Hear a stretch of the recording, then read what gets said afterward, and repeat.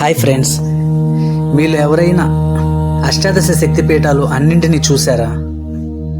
మన దేశంలో ఎక్కడా లేని విధంగా ద్వాదశ జ్యోతిర్లింగాలు మరియు అష్టాదశ శక్తిపీఠాలు అన్నీ కలిపి ఒకే దేవాలయంలో ఉన్నాయన్న విషయం మీకు తెలుసా?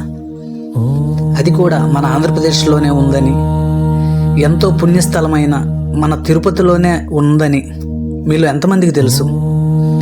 ఇలాంటి మరెన్నో విషయాలను తెలుసుకోవాలనుకుంటే ఈ వీడియో చివరిదాకా చూడండి. నా వీడియోస్ని ఫస్ట్ టైం చూస్తున్న వాళ్ళు ప్లీజ్ సబ్స్క్రైబ్ చేసుకోండి. మన ఆంధ్రప్రదేశ్లో ఎక్కడా లేని విధంగా అష్టాదశ శక్తిపీఠాలు మరియు ద్వాదశ జ్యోతిర్లింగాలు గల ఏకైక అద్భుత దేవాలయం శ్రీ వశిష్ఠ ఆశ్రమంలో ఉన్నటువంటి శ్రీ లలితాపీఠం. ఇది తిరుపతిలోని శ్రీనివాస మంగాపురంలో శ్రీ కళ్యాణ వెంకటేశ్వర స్వామి గుడి దగ్గరలో ఉంటుంది. ఈ వశిష్ఠ ఆశ్రమము స్వామి స్వస్వరూపానందగిరి గారిచే స్థాపించబడింది. పరమశివుని ప్రతిరూపమైన శివలింగార్చన సర్వశుభప్రదమైనదిగా శాస్త్రాలలో కీర్తింపబడింది. అందులోనూ మరకత లింగము ఐశ్వర్యప్రదమము జ్ఞానప్రదమైనదని కీర్తింపబడింది. అంటే ఎవరు మరకత లింగాన్ని అర్చిస్తారో అట్టి వారికి ఇహము పరము రెండూ లభిస్తాయని శాస్త్రము. సామాన్యంగా ఏ దేవాలయంలోనూ లేని ఈ మరకత లింగ రూపుడైన పరమేశ్వరుని సేవించే భాగ్యం మనకు లభించడం పూర్వజన్మ సుకృతమే అని చెప్పాలి. ఈ దేవాలయంలో శ్రీ లలితా పరమేశ్వరి అమ్మవారు శ్రీచక్ర మేరు గోపురముగా నిర్మింపబడిన గర్భాలయంలో కృష్ణశిల మూర్తిగా ప్రతిష్ఠింపబడిన 63 అంగుళములు ఎత్తుగలిగిన మూర్తిగా అవతరించిన అమ్మవారు సాక్షాత్తు సర్వాలంకార భూషితమై మందహాసము చిందిస్తూ భక్తులను అనుగ్రహిస్తూ ఉండడం దర్శనార్థులై వచ్చిన భక్తులకు ఒక అద్భుత అనుభూతిగా ఉన్నదనుటలో ఎటువంటి అతిశయోక్తి లేదు. శ్రీలంక మొదలుకొని మన దేశంలో పలు చోట్ల వెలసిన అష్టాదశ శక్తిపీఠాలను దర్శించలేని భక్తులకు అన్ని పీఠాలను ఒకే చోట దర్శించే మహాభాగ్యం ఈ లలితా పీఠంలో దొరుకుతుంది. ఈ మూర్తులు అత్యంత సుందరంగా మిక్కిలి ఆకర్షణగా శ్వేతశిలతో తయారు చేయబడి ప్రతినిత్యం దర్శించుకునే భక్తులందరినీ అనుగ్రహిస్తూ ఉంటారు. అష్టాదశ శక్తిపీఠాల్లో మొదటిగా శ్రీ శాంకరీదేవి శ్రీలంక, ఇది అమ్మవారి కాలు గజ్జలు పడిన చోటు. శ్రీ కామాక్షిదేవి కంచి, ఇది అమ్మవారి వీపు భాగం పడిన చోటు. శ్రీ శుంకలాదేవి గంగాసాగర్ పశ్చిమ బెంగాల్, అమ్మవారి ఉదరం పడిన చోటు. శ్రీ చాముండేశ్వరీదేవి మైసూర్, అమ్మవారి తల వెంట్రుకలు పడిన చోటు. శ్రీ జోగులాంబాదేవి అలంపురం ఆంధ్రప్రదేశ్, అమ్మవారి పైదంత పంక్తి పడిన చోటు.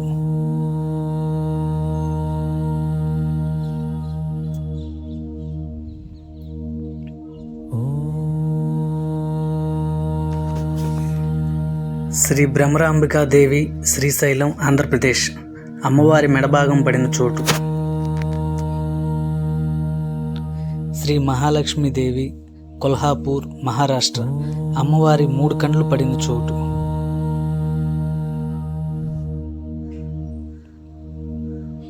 శ్రీ ఏకవీరాదేవి నాందేశ్ మహారాష్ట్ర, అమ్మవారి కుడి హస్తం పడిన చోటు. స్ఫటికలింగం, శివుని శరీరం శుద్ధ స్ఫటిక సంకాశం అని కీర్తింపబడింది. సాక్షాత్తు శివస్వరూపమైన స్ఫటికలింగాన్ని ఆరాధించి సేవిస్తే ముక్తి లభిస్తుందని శాస్త్రాల్లో పేర్కొనబడింది. శివారాధన వికల్పాలలో విభిన్న వ్యక్తులు విభిన్న శివలింగాలను మాత్రమే పూజించాలని పురాణాల్లో ప్రతిపాదించారు.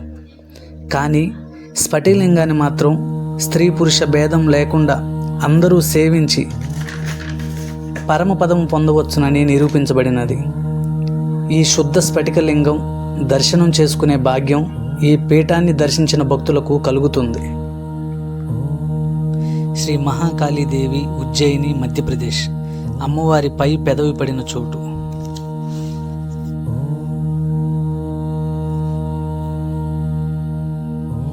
శ్రీ పురుహూతికాదేవి పిఠాపురం ఆంధ్రప్రదేశ్, అమ్మవారి ఎడమ హస్తం పడిన చోటు. అలాగే ఈ దేవీ దేవతలను దర్శిస్తూ వచ్చే సమయంలో భక్త పారవస్యంతో శివుని ఆలింగనం చేసుకొని యముడిని ధిక్కరించి మృత్యుంజయుడైన భక్త మార్కండేయుడిని కూడా మనం దర్శించుకోవచ్చు.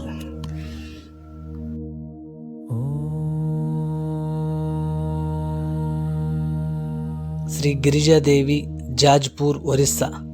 అమ్మవారి నాభి భాగం పడిన చోటు.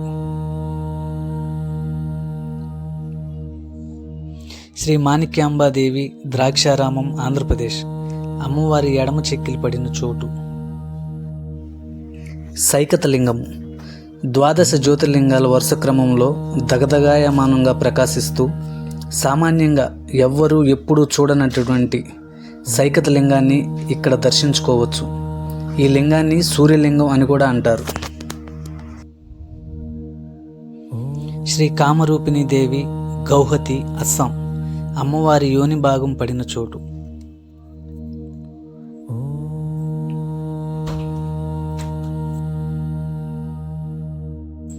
శ్రీ మాధవేశ్వరీ దేవి, ప్రయాగ, ఉత్తరప్రదేశ్. అమ్మవారి హస్తాంగులి పడిన చోటు.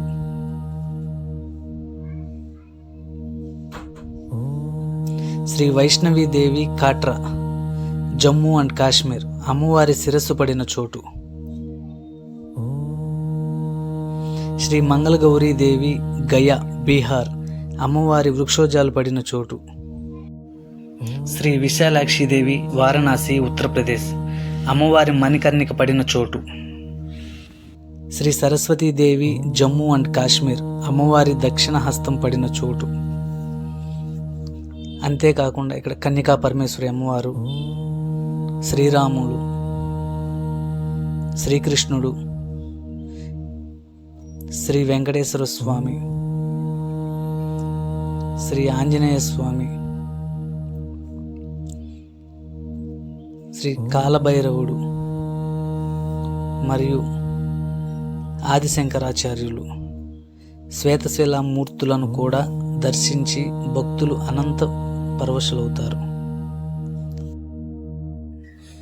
శ్రీలలితా పీఠంలో ఒకవైపు సింహముఖ ద్వారం ద్వారా ప్రవేశించగానే ఒకవైపు అష్టాదశ శక్తిపీఠములు, 12 జ్యోతిర్లింగాల దర్శనంతో భక్తి పారవశ్యంలో మునిగి తేలుతున్న భక్తులకు రెండో వైపు హంసముఖముల నుండి, ఏనుగుల తొండముల నుండి, గోముఖాల నుండి, చిన్న కొండల గుట్టల నుండి, కాలువల వైపు దూకుతూ గలగల శబ్దములతో ప్రవహించే గంగమ్మ సవ్వడిలు నయనానందకరంగా, ఆహ్లాదకరంగా ఉంటుంది.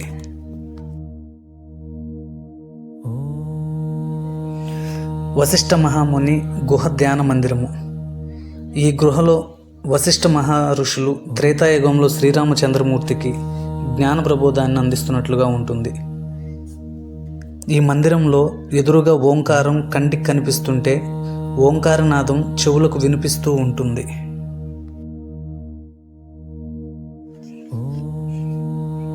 రెండో సింహద్వారం నుండి బయటకు వచ్చిన భక్తులు ప్రధాన దేవాలయంలోకి ప్రవేశించే ముందు ముఖమండపానికి ఇరువైపులా లక్ష్మీదేవి, సరస్వతుల దివ్యమూర్తుల దర్శనమిస్తుంటారు.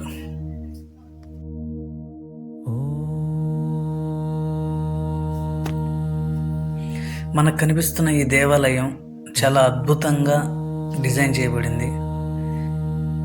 ఈ వాతావరణంలోకి ప్రవేశించగానే మనసు చాలా ఆహ్లాదకరంగా, చాలా ప్రశాంతంగా ఉంటుంది. ఇక్కడ భక్తులకు ఎప్పుడూ ఏదో ఒక సేవా కార్యక్రమాలు జరుగుతూనే ఉంటాయి. వార్షిక నిత్య అన్నదానం, వార్షిక నిత్యారాధన, వార్షిక ప్రసాద వితరణ అంటూ ఏవో కార్యక్రమాలు జరుగుతూనే ఉంటాయి. అంతేకాకుండా ఇక్కడ ఒక యాగశాల కూడా ఉంది.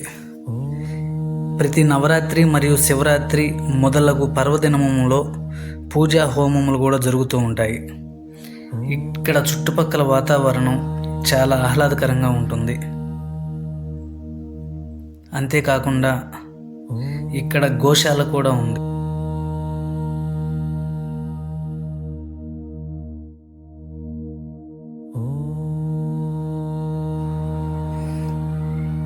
ఇక్కడ కనిపిస్తున్న శివుని విగ్రహం చుట్టూ నీళ్లు, మధ్యలో ధ్యానం చేస్తున్నట్లుగా కూర్చున్న శివుని విగ్రహం చాలా అందంగా ఉంది.